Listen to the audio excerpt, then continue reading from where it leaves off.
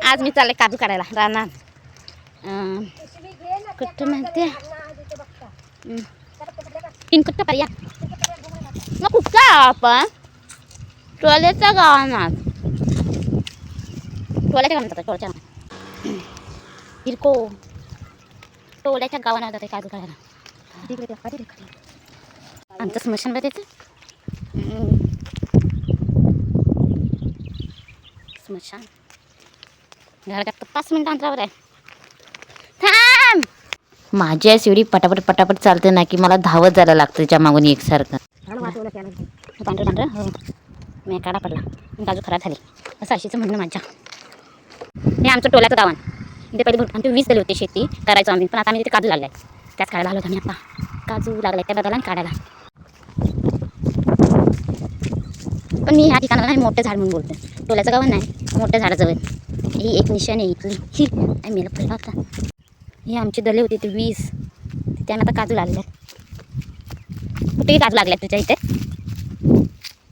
लागले बारकू बारकू लागले जरा जरा लागले भरपूर लागले. अरे वेंगुर्ला काढवा ना हो या वेंगुर्ला काजव्या म्हणून लागले आणि आमच्या गावठी काढव्या नाही लागले. वेंगुर्ल्या काजूचं झाड ना एकदम छोटं असतं, म्हणजे एवढं छोटं की आपण हाताने पण त्या काजू काढू शकतो. ढिरकाटलीची पण गरज पडत नाही, एवढं छोटं असतात ती झाडं. काय तिला ना काम तर काय नको द्या गिरणा बिरणा लावती ती बाबा पडला त्यावर लवकर त्यांच्या गल्ली दिन होतं काय होता का काढली आहे ती हा नाही पडली त्यावर काय काय आम्ही एवढा खजाना जमवलेला आहे.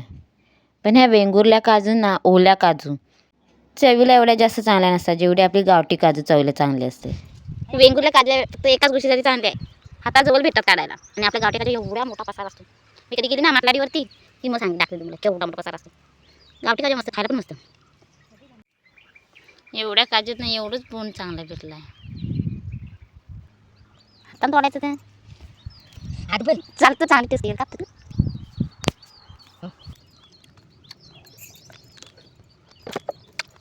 आमचा खजाना आणि कुठला नाही एवढ्या आणि मी एवढ्या कुठले आहे आमचा खजाना काजू करण्यात निघालो. मग आजचा हा छोटीसा ब्लॉग इथे संपते. व्हिडिओ पण नाही चलो बाय आणि काजू खायला या.